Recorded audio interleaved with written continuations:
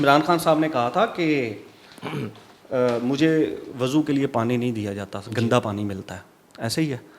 پھر وہ ٹویٹ ہوا اور آپ نے اس کے اوپر کہا کہ یہ غیر انسانی رویہ ہے. پھر اس کے بعد ایک ٹویٹ آپ کرتے ہیں کہ امریکی سازش والے امریکہ سے مدد لینے سے بہتر ہے ڈوب کے مر جاتے.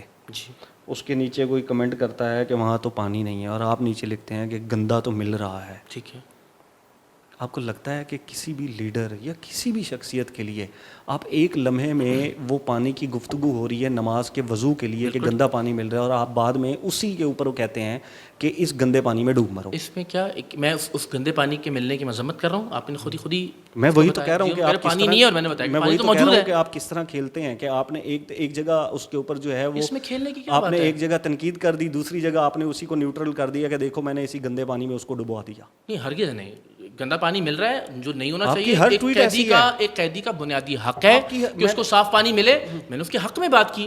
ایک آدمی نے کہا کہ پانی موجود ہی نہیں ہے, تو میں نے بتایا فیکچولی کہ بھائی اسی گندے پانی میں اس کو ڈبو دیا. میں یہی تو کہہ رہا ہوں کہ آپ کیسے کھیلتے ہیں کہ ایک طرف آپ شوکت خانم کے بیٹے کی تعریف کرتے ہیں, پھر بعد میں شوکت خانم کے بیٹے کو کہتے ہیں سر اس کے دوران 2 سال کا عرصہ ہے. آپ اور میں پتھر نہیں ہے کہ ایک ہی بات کے اوپر ہم 2 سال پہلے قائم تھے اور اس کے بعد قائم رہے. میں نے ایک رکھا کہ لوگ کیا کہتے ہیں کہ آپ کیسے کھیلتے ہیں. ٹھیک ہے,